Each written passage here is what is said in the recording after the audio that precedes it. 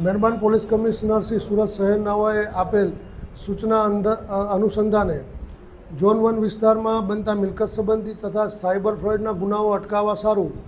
માર્ગદર્શન અને સૂચના આપેલ જે અનુસંધાને કાપોદ્રા પોલીસ સ્ટેશનના પોલીસ ઇન્સ્પેક્ટર શ્રી MB અવસુરાનાઓને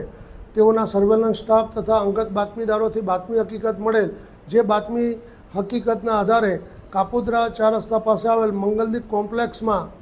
પાસે એક સ્કોર્પિયો ગાડી ઉભેલ, જે ગાડીમાં બેઠેલ 2 ઈસમોની પૂછપરછ કરતા અને આ 2 ઈસમો જેઓના નામ અવનીત ઠુમ્મર તેમજ આયુષ વસોયાનાઓ જણાવેલ, આ બંને ઈસમો તેઓના મળતિયાઓ દ્વારા અલગ અલગ વ્યક્તિઓના પાન કાર્ડ તેમજ આધાર કાર્ડનો ઉપયોગ કરી અલગ અલગ બેન્કોમાં કરંટ તથા સેવિંગ્સ એકાઉન્ટો ખોલાવી અને આ એકાઉન્ટો સાયબર ફ્રોડ તેમજ ગેમિંગ માટે ભાડે આપી અને પોતે કમિશન મેળવતા હોય અને આ એકાઉન્ટોનો આવી રીતના ગેરઉપયોગ કરતા હોય, જે અનુસંધાને તેઓની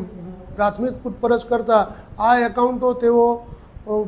ભારતમાં તથા ગુજરાત રાજ્યની બહારના અન્ય રાજ્યોમાં અન્ય વ્યક્તિઓને ભાડે આપતા હતા અને તેઓ આ પેટે કમિશન મેળવતા હતા. તેઓની પૂછપરછ કરતાં અને તેઓની અંગઝડતી કરતાં ગાડીમાંથી ઘણા બધા પ્રમાણની અંદર અલગ અલગ કંપનીના મોબાઈલના sim card,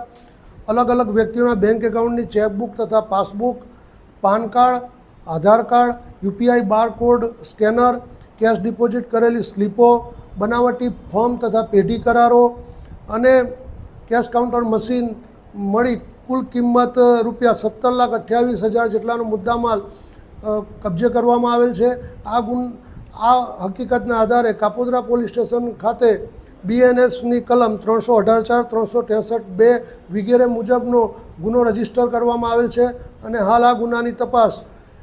second point Shri MR Solanki Kapodra police સ્ટેશનનાઓ કરી રહેલ છે.